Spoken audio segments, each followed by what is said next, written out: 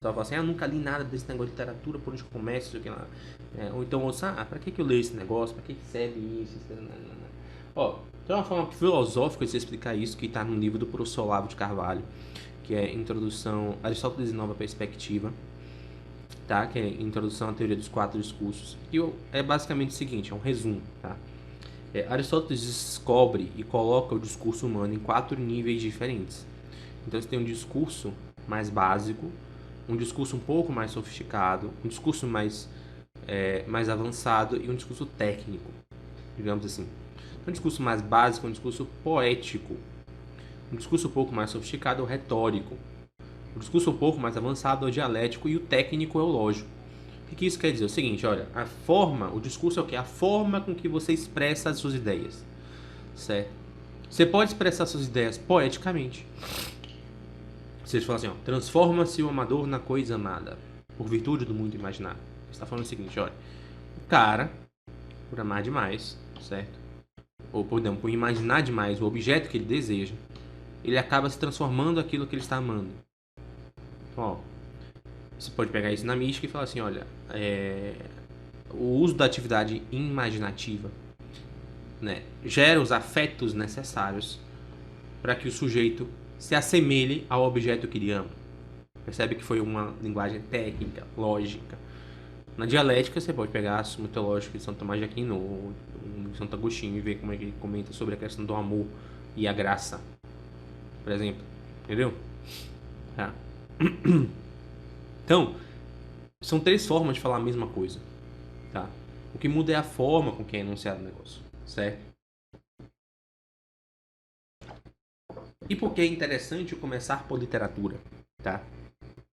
Repare que, como a gente está falando de forma de discurso, eu não estou quebrando a famosa regra que eu sempre falo para vocês, olha, você estuda por aquilo que você se interessa.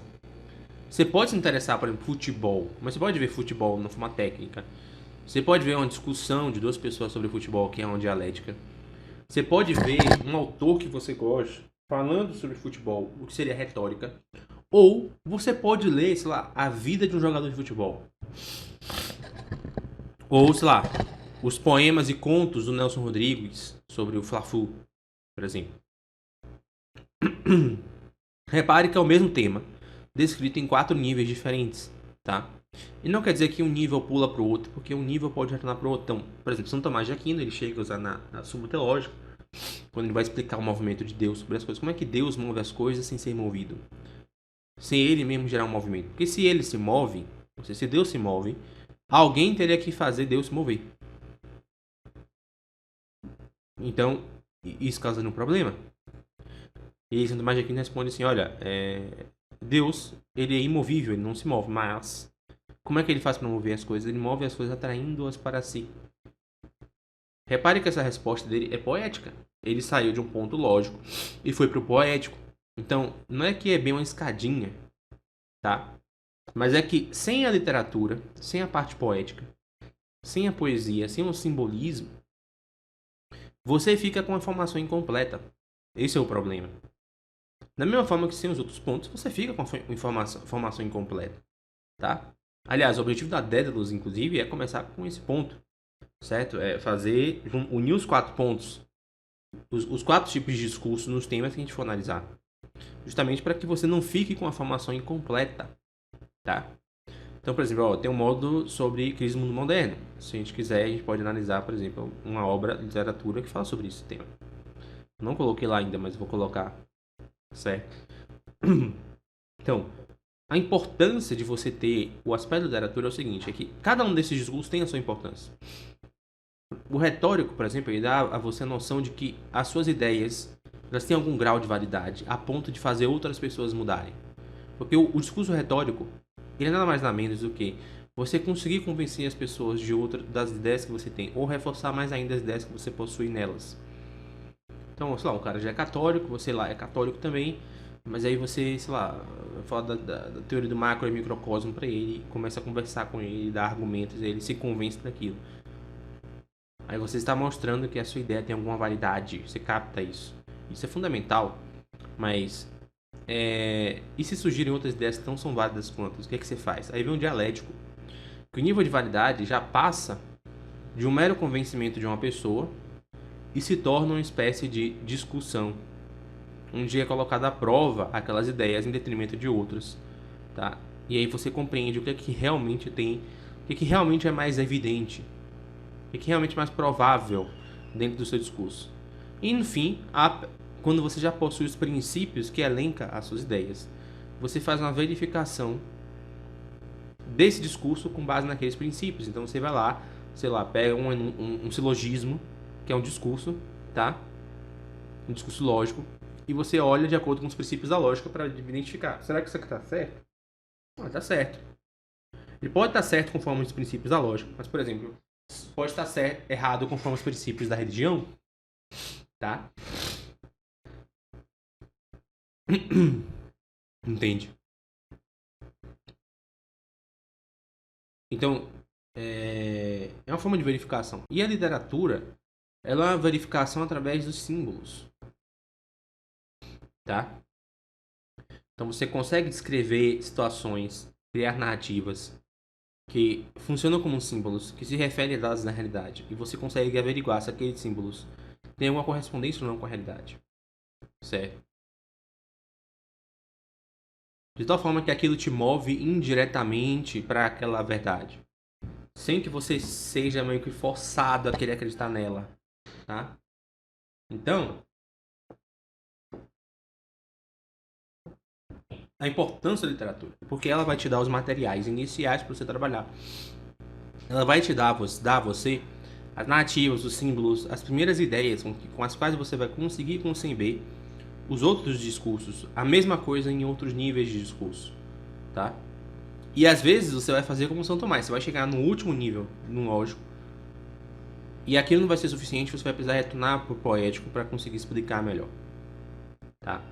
Então, o discurso humano é uma ferramenta, ele não é um jogo de videogame que você passa em fases, mas ele é uma ferramenta onde essa ferramenta é capaz, tá, de ocasionar uma espécie de variação, uma espécie de intercâmbio entre as palavras e que seja cada vez mais acessível ao seu leitor, a quem está te ouvindo. E assim mesmo, você vê, o grande erro de muitos católicos que se entopem de teologia e não tem nada de discurso narrativo, nada de discurso poético, nada, nada, nada, nada. E aí ficam com um monte de ideias que na cabeça deles estão corretíssimas. Mas que quando você vai se aplicar à realidade, a coisa não funciona bem assim, não é tão simples. Tá?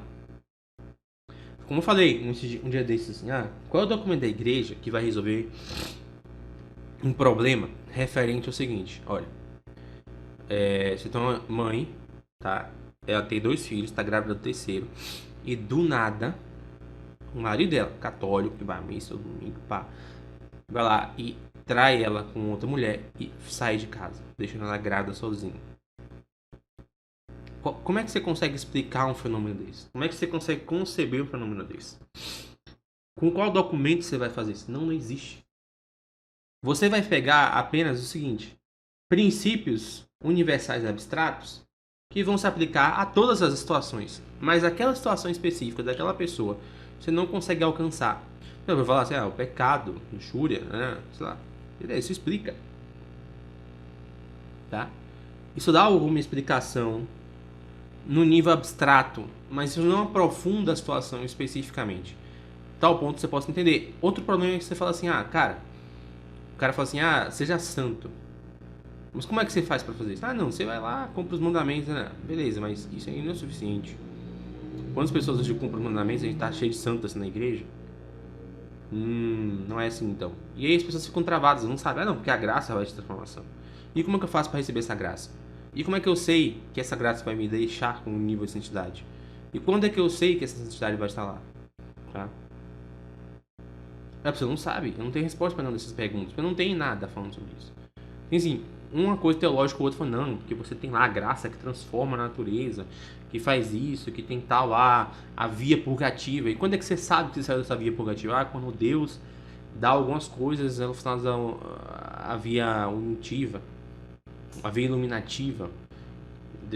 A via iluminativa é a iluminação do intelecto do sujeito. Tá, e quando é que esse intelecto foi iluminado?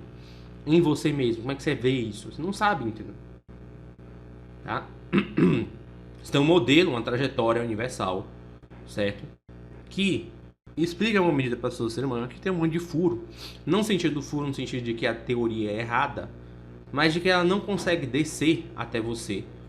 De tal forma que você consiga compreender e completar, certo? Os sentidos de todas aquelas informações nas suas práticas comuns. E aí o que acontece? Se você tem essa via assim, mais levada, explicando uma questão como uma santidade, e você não consegue sinalizar, você vai ser insincero com Deus. Você não vai ser humilde com Deus. Isso, por exemplo, já é um primeiro passo para você estar longe da santidade, entendeu? Tá? Então, obviamente, não estou dizendo que você estudar a teologia vai te deixar longe da santidade, mas olha só, se você não aprende a pegar essas coisas e descer para um nível mais poético, não faz nível poético, não é nossa fazer poesia, escrever narrativas, mas como é que na vida isso se manifesta? Tá? Quer dizer, como é que a graça de Deus se manifesta na vida? As pessoas hoje, por exemplo, só conseguem conceber isso quando elas recebem algo de especial. Ah, tinha um dinheiro lá que ela precisava, nada parecia que dinheiro, a graça de Deus, providência. Mas será que é só isso? E no nível da alma humana, que precisa ser santificada, como é que você vê essa graça? Entendeu? Então, tipo, por isso é importante a literatura. Principalmente do simbolismo também. Porque o simbolismo é a literatura de Deus.